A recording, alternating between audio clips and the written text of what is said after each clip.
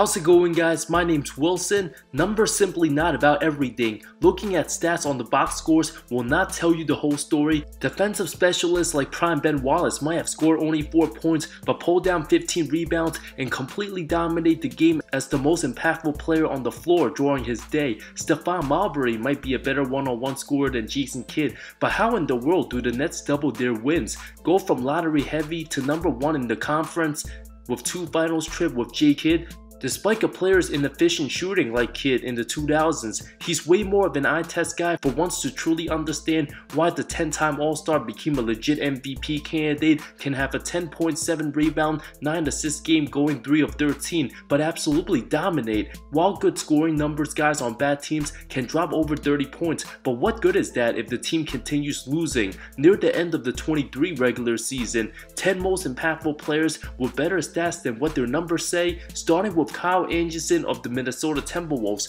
a huge pickup. If it wasn't for Mr. Slow-Mo's contributions, the team might be worse than the Jazz record-wise, but a huge part why the Wolves in the playoff mix, numbers of 9.3 points, over 5 rebounds and 5 assists, over 50% shooting, 28 minutes, started most games, absolutely does all the little things, super high IQ, quick anticipations, reading the defense, being a step ahead makes up for his lack of quickness, the type of role player who will flourish on any team, seen in full display, the great reads on the Warriors, leading to the Karl Anthony Towns dagger, even in transition, knowing he won't outrun guys heavily, hesitates and finds the open teammate. When many think about Minnesota, it's often the big three of Towns, Edwards, and Gobert, but Anderson clearly been the team's second best player all year, at times good enough to force others to play at his pace, one of the more unique players, underrated ball defender. His slowness might be a trap if the other team gets lazy out there. Has good handles for his size, with some of his teammates having low IQ, especially Gobert offensively and Towns defensively. Having the 29-year-old vet makes the Timberwolves playoff-worthy caliber. Even on Julius Randle's insane night, it was Anderson leading the Wolves, locking down Randle in the 4th,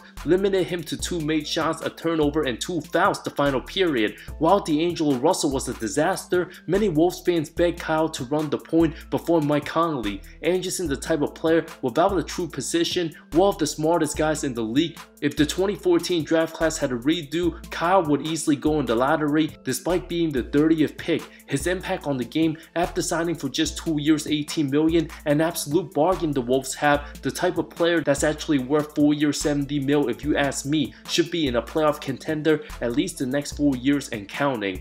Jared Vanderbilt of the LA Lakers, another one of the two-way long defensive-minded 6'8", 6'9" players, absolutely vital as a role guy. The former second rounder of the 2018 draft didn't get the opportunities first few years. The Lakers should be on their knees thanking the Jazz for handing Vandy to LA, a do-it-all type power forward, doesn't need buckets to make an impact. After signing for 3 years, $13 million in 2021, the fact that he's under contract till after next season, making less than $5 million a year. If the Lakers depend on any type of success, Vando will be key, can guard all 5 positions, a beast on the offensive glass, many already comparing him to a young Dennis Rodman, one of the best offensive rebounding non-centers in the game, the perfect example of defensive versatility, from locking up the likes of Doncic and Booker, games the Lakers wouldn't have won without him, covers lots of ground, can also play from behind with the 7'1" wingspan, disrupting shots, super active hands, extra motivation for other Lakers. Teams having to deal with Vando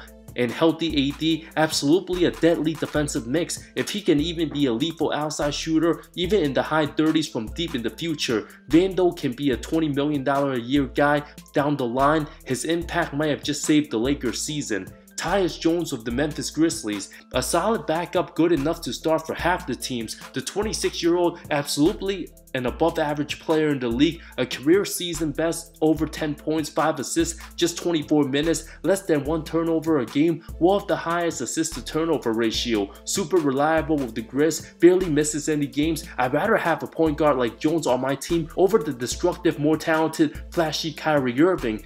Only since Jones proven to be a great teammate The 11 games he started right after the Ja incident, Jones averaged 15.6 points, over 8 assists, 50% from the field, 44 from 3 in 32 minutes. Could put up those numbers on many other teams. Also a reason why Memphis won a ton of games last season. In Ja's absence, 2 years, $30 million, absolutely a bargain. Always sticks to his strengths, a killer down the stretch in the clutch. Truly one of the most disciplined players in the game. Helped his Grizz pulled off a 29-point comeback over the Spurs, his first career triple-double. A name that continues to be slept on. The ones playing fantasy basketball knows Tyus the real deal. Lamar Stevens of the Cleveland Cavaliers, the 25-year-old 6'6" power forward, might only average 5 and 3, but a good attitude, acts older than his age, plays tough without being dirty, even holds Donovan Mitchell accountable on defense. His third year started as a two-way undrafted, after playing just 9 seconds heading into the 4th worst Boston, had 5 offensive rebounds, hit a clutch 3 in OT, finished with 8 points, 8 rebounds and an assist, went down 14 heading to the final frame. One of those energy type guys who doesn't need any plays drawn for him, the effort contagious as the team already clinched a postseason berth, the dog mentality will be heard come playoff time. McDaniels of the Minnesota Timberwolves, the starting forward, numbers of 12 a game, 6'9", one of the best defenders in the NBA, the first player to reach 50 steals and 50 blocks on the season. Just 22, a late first rounder the 2020 draft. Out of Washington, amazing one-on-one defense, good at getting on ball and passing lanes, takes the toughest assignment each night, has potential to be more than just a role player, should be getting a huge extension, a bargain for the team, another one of those players who could be the second best guy on his team some nights and never even gets a single mention. The offensive improvements ignored, shooting 39 from 3 on the year. Many might have the Wolves not even advancing past the play-in, but if they somehow get the 6th seed and upset Sacramento, which isn't really an upset, McDaniels absolutely balled out on the road, beating Sacramento. Him alongside Kyle Anderson, good qualities. With Gobert's focus primarily in the paint, it's up to Cat to not screw up the Wolves team. McDaniel playing defense at an all-defensive team level at times could be the X factor why Minnesota can finally win a playoff series the first time in 19 years. Steven Adams, the best screen setter and offensive rebounder in the game, the strongest man in the NBA, a career best 11.5 boards, just under 9 points, creates many opportunities for teammates, makes life easier for everybody. The team's rebounding production, nowhere near the same team, 28 and 14 with him in the lineup, 19 and 14 without, always been better than what his numbers show. Passes the ball well, a big body for anybody to handle, does the dirty stuff, very low usage being a net positive. The handoffs to Desmond Bane, one of the most deadly and basic offensive weapons, another part of his game, boxing out opponents, which allow his guards to get defensive rebounds. Just ask Russ Westbrook on OKC, one of the rare adults for the young Grizz. Without his presence, the team be out of control in all aspects. Memphis more than lucky to have a guy like Big Boy Adams on their side. Josh Hart of the New York Knicks, an absolute fan favorite, the true definition of a New York player. Hart knows, not the most skilled or talented, but battles every possession. 19 games since the trade, nearly 11 points, almost 7 boards and 4 assists, more well-rounded than given credit for. Off the bench, plays 30 minutes. Many of the close wins would have been L's if it wasn't for Hart's presence. The perfect glue guy, a worthy starter, and no problem coming off the bench, unlike the one-dimensional wonders like Duncan Robinson and Davis Bertans taking massive cap space from their teams. Hart can do 10 things very well.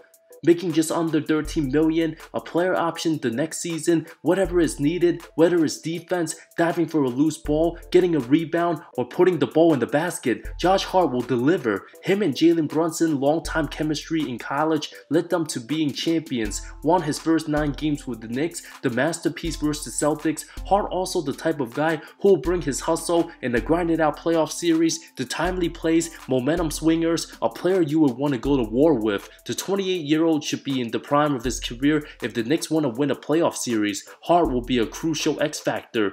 PJ Tucker of the Philadelphia 76ers, the ultimate glue guy for years. No player in the NBA plays harder than the soon-to-be 38-year-old 6'5", 250-pound beast. The heart and hustle makes up for his lack of size, despite just averaging a blistering 3.4 points. Super durable, started every game, attempts under 3 shots a game, but a pest in the postseason. Will deeply be dependent upon for second-chance opportunities and hitting the corner bombs. Gets on the floor, communicates on D at an elite level, always at the right spots, great anticipation, sensation, makes opponents pay if they're being lazy, ultra competitive. Although his regular season production not as intense, Tucker paid to make his presence felt come playoff time. If Philly wants to get past the second round, whether it's Boston or Milwaukee, you need a PG Tucker on your team to create extra possessions when the game gets more physical. Embiid and Harden simply won't be getting their usual foul calls. Although his NBA days are limited, Tucker leaves every ounce of energy out there till he retires.